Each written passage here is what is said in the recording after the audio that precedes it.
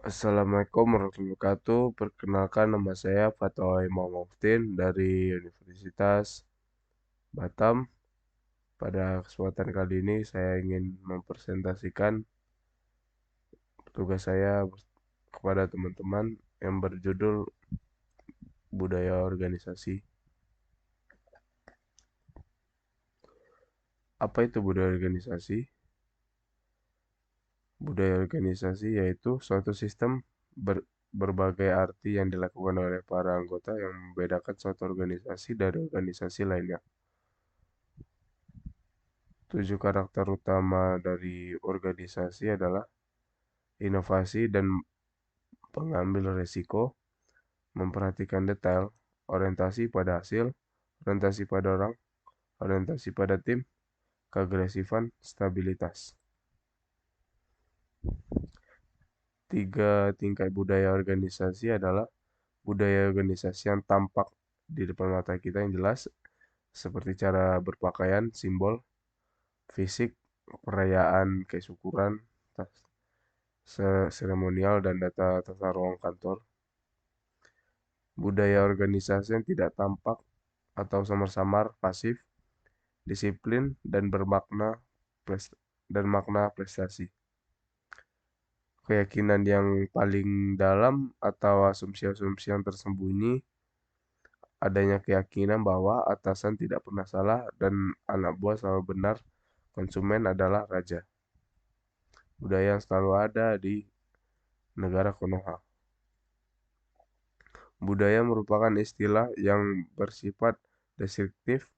Budaya organisasi berkaitan dengan bagaimana karyawan memahami karakteristik budaya suatu organisasi dan tidak terkait dengan apakah karyawan menyukai karakteristik itu atau tidak. Budaya organisasi adalah suatu sikap deskriptif, bukan seperti kepuasan kerja yang lebih bersifat evaluatif. Penelitian mengenai budaya organisasi berupa mengukur bagaimana karyawan memang memandang organisasi mereka, seperti apakah mendorong kerja tim, apakah menghargai inovasi, dan apakah mereka menekankan inisiatifnya sendiri dari lubuk hati yang paling dalam. Apakah organisasi memiliki budaya yang seragam? Ya, yang pastinya bahwa individu itu yang memiliki latar belakang yang berbeda atau berada di tingkat yang tidak sama dalam organisasi akan memahami budaya organisasi. Sebagian besar organisasi memiliki budaya yang dominan dan banyak subjek kultur di mana budaya yang dominan yaitu mengekspresikan nilai luhur yang diberikan oleh mayoritas anggotanya dan memberikan efek kepribadian organisasi yang berbeda. Subbudaya yaitu budaya kecil di dalam organisasi cenderung berkembang di dalam organisasi yang besar untuk merefleksikan masalah. Budaya kuat adalah lawan budaya lemah. Yang dibilang budaya kuat itu adalah suatu budaya yang nilai luhur secara inisiatif dianut dan disebarkan secara luas.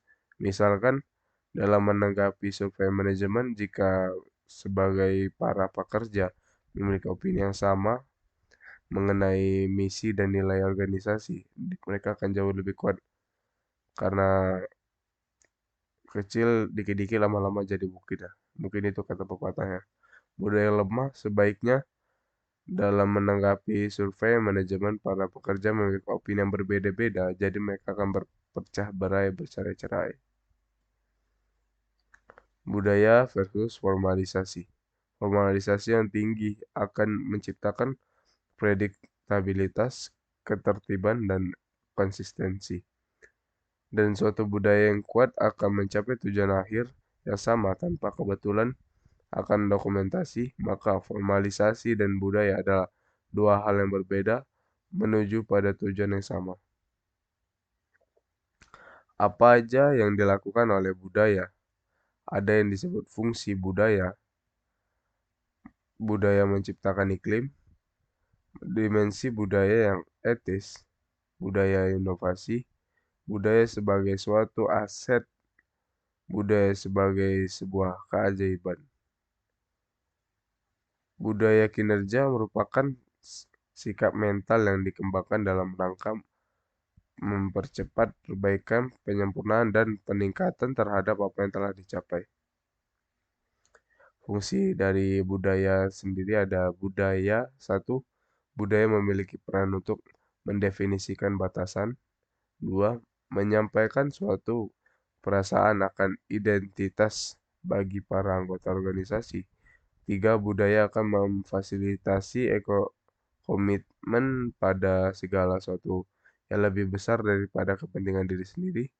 Empat, mendorong stabilitas diri sistem sosial. Lima, pengambilan perasaanan dan mekanisme pengendalian yang membimbing dan membentuk tingkat laku dan perilaku dari pekerjanya. Budaya menciptakan iklim, bagaimanakah dibilang menciptakan iklim? Merupakan persepsi yang terbesar yang dimiliki oleh para anggota organisasi mengenai organisasi dan lingkungan kerja mereka. Aspek budaya ini seperti semangat tim pada level organisasional ketika seseorang memiliki perasaan untuk umum yang sama mengenai apa yang terpenting atau seberapa baik pekerjaannya suatu hal, maka efek dari tingkah laku ini akan menjadi semakin besar pada jumlah dari sebagai individu. Dimensi budaya yang etis itu seperti apa?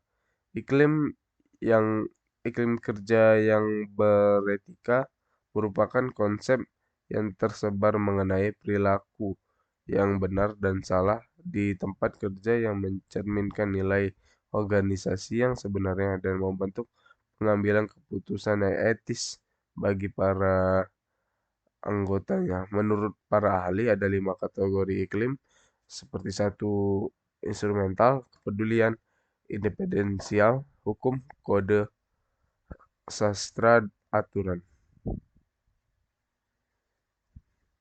Budaya dan inovasinya ada juga budaya dapat mempengaruhi inovasi dari suatu perusahaan.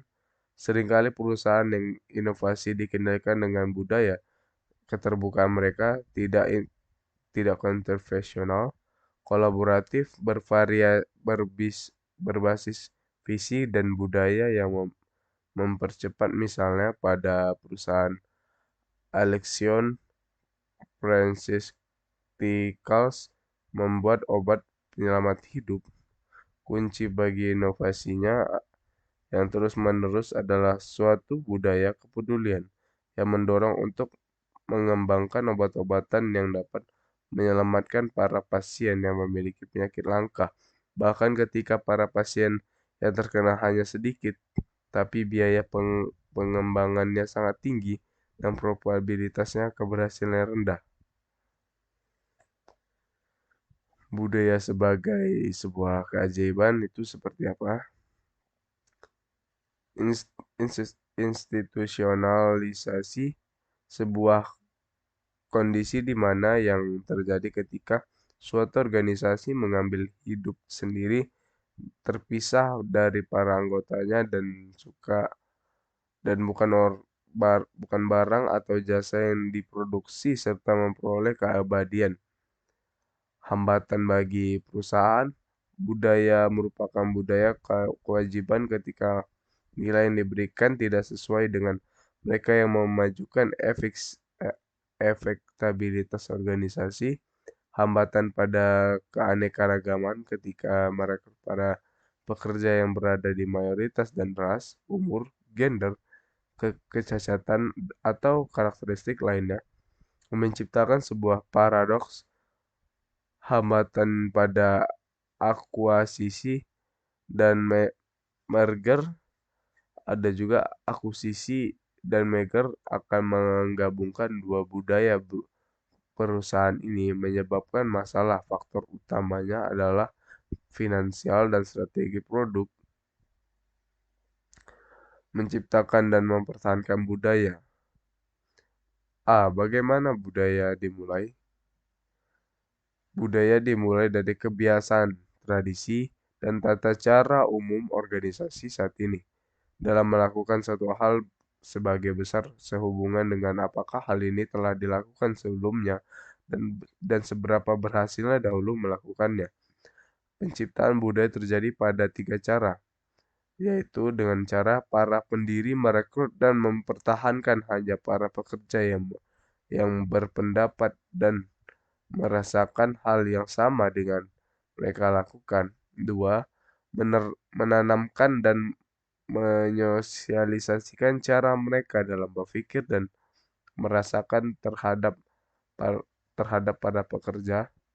Tiga, perilaku dari para pendiri sendiri mendorong para pekerja untuk mengidentifikasi dan mereka dan menginternalisasikan keyakinan, nilai, dan asumsi mereka.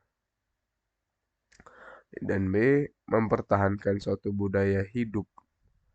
Ketika suatu budaya telah pada posisinya, maka praktek di dalam organisasi mempertahankannya dengan memberikan kepada para pekerja suatu rangkaian pengalaman yang sama terhadap tiga paksaan dalam mempertahankan suatu budaya, yaitu pemilihan, tujuan secara eksplisit dari proses pemilihan adalah untuk mengidentifikasi dan merekrut para individu dengan pengetahuan, keahlian, dan kemampuan untuk bekerja dengan berhasil. Dua, manajemen puncak. Tindakan dari manajemen puncak juga memiliki dampak utama terhadap budaya organisasi. Melalui kata-kata dan perilaku, para senior eksekutif menetapkan norma-norma yang menyaring melalui organisasi. Terdapat komponen-komponen sikap seperti ini. Sebelum kedatangan, baru dia pertemuan, metamorfosis, dan hasilnya ada produktivitas, komitmen, tingkat berperputaran atau yang diulang-ulang. Budaya ditransmisikan kepada para pekerja dalam beberapa bentuk yang paling profesional. Bagaimana para pekerja mempelajari budaya ini? Cerita, ritual, simbol material, bahasa. Menciptakan budaya organisasi yang beretika.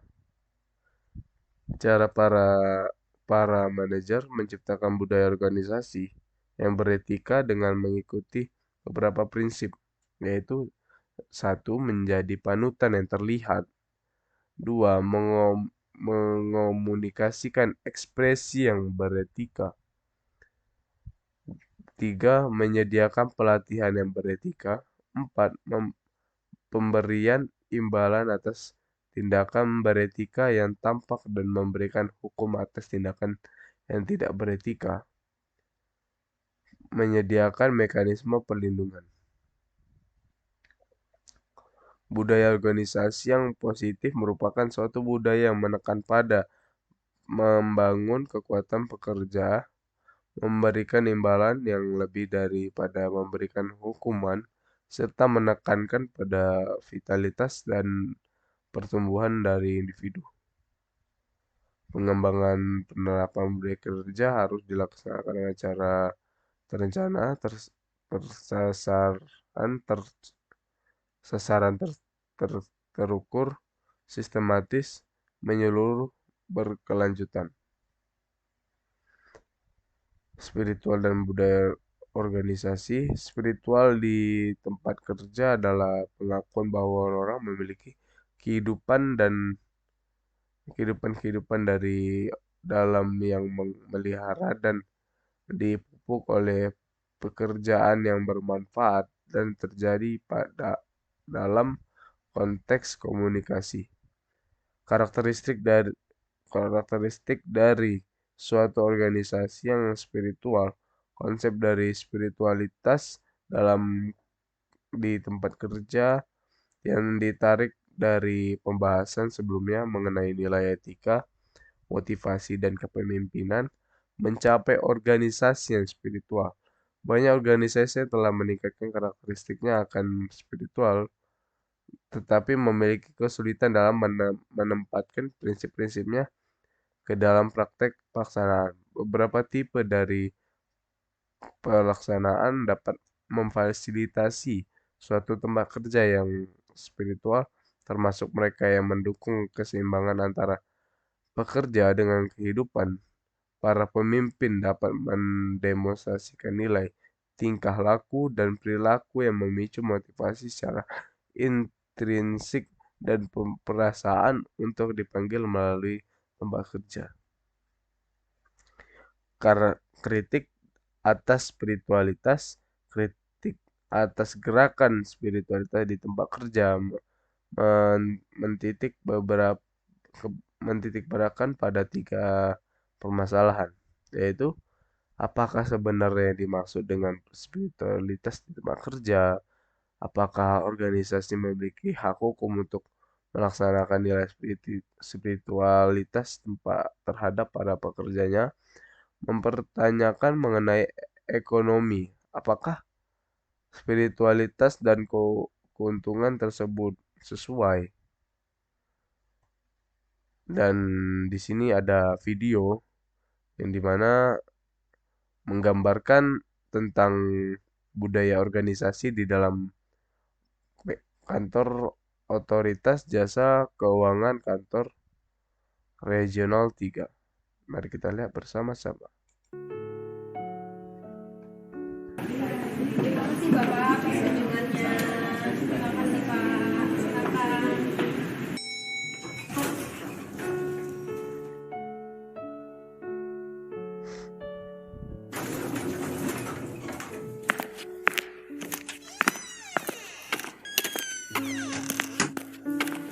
Angsli nih. Iya dong, kan bagian dari program budaya kerja kita. Oh gitu, ya udah ketemu.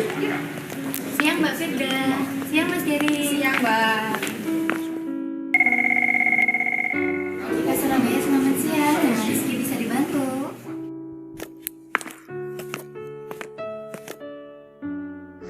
Pak Iwan, umbul-umbul apa itu Pak Iwan?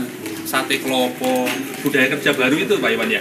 Kayak nggak punya kerjaan aja nih kita. Iya. Kantor kayak mall aja.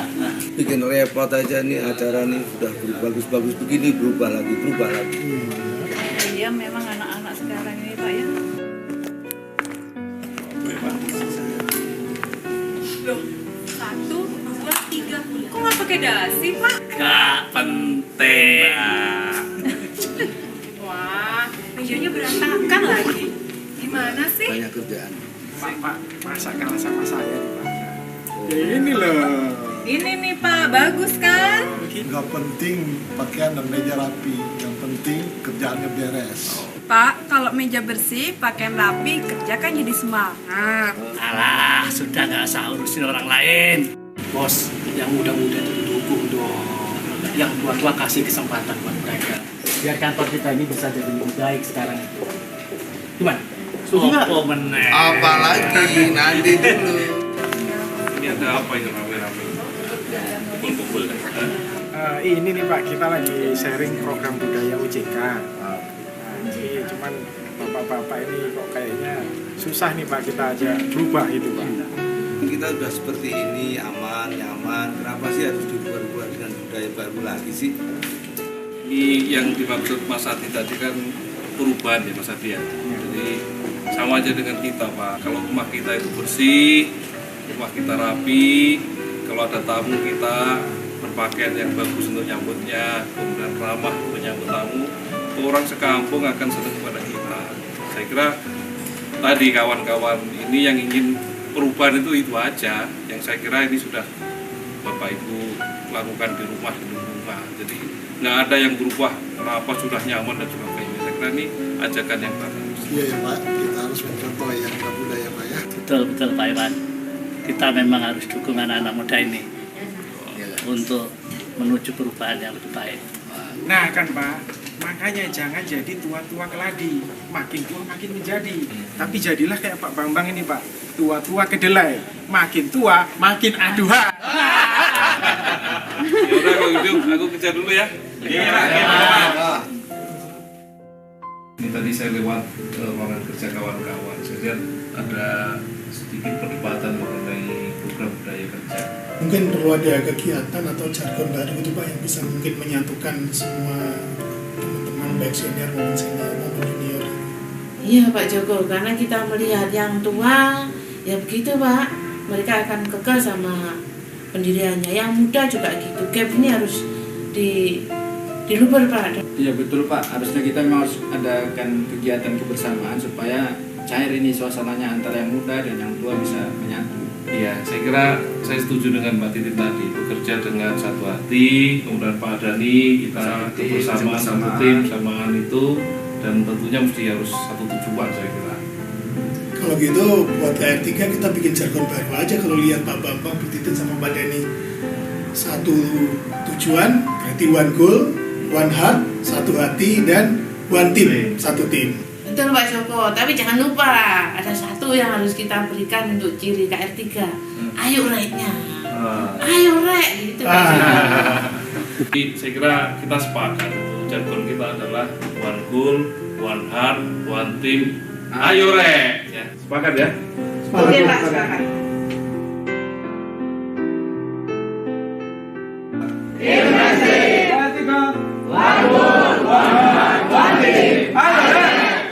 Kantor Regional 3 OJK, one goal, one heart, one team. Ayo rek.